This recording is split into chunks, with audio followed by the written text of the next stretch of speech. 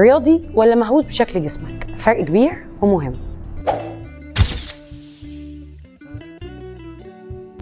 كل يوم بنشوف صور لأجسام مثالية على السوشيال ميديا، سواء عضلات مرسومة، سواء جسم بيرفكت من أوله لآخره.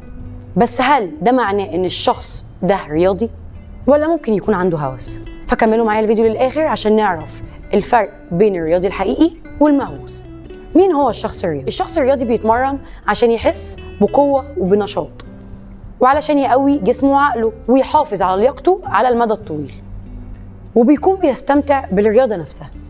فهو بيهتم بالتغذية بس من غير حرمان، وبيتمرن بانتظام بس بيدي جسمه راحة، وكمان هو عنده هدف مش بس شكل جسم. طيب والمهووس؟ المهووس بالجسم المثالي هتلاقيه دايما بيبص في المراية أكتر ما بيتمرن، وبيحسب كل لقمة وكل كالوري بخوف، وممكن يفضل يتمرن بالساعات حتى لو جسمه تعبان، وأي زيادة بسيطة في الوزن بتبقى بالنسبة له كارثة.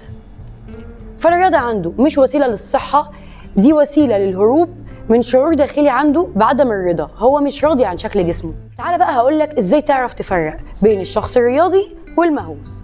اسأل، هل أنا بتمرن علشان أحس بتحسن ولا علشان أغير شكل جسمي بأي تمن؟ هل لو بطلت أتمرن شوية هحس بالذنب؟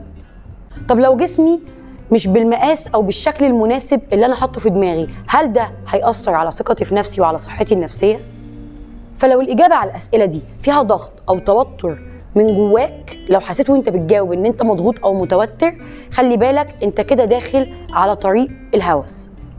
فالشخص الرياضي بيحب جسمه جدا، المهووس بيكره شكله وبيكره جسمه وعايز يوصل لصورة معينة جوه دماغه. والشخص الرياضي بيحترم جسمه بكل مراحله، حتى لو ما وصلش للشكل البرفكت، بس هو دايما بيحترم جسمه وبيحاول يحافظ عليه وعلى لياقته. لكن المهووس مهما وصل هيبقى دايما حاسس انه مش كفاية، بيبقى عايز يوصل للكمال حتى لو على حساب صحته الجسدية والنفسية. في النهاية الجسم المثالي مش موجود، لكن الجسم الصحي هو اللي موجود.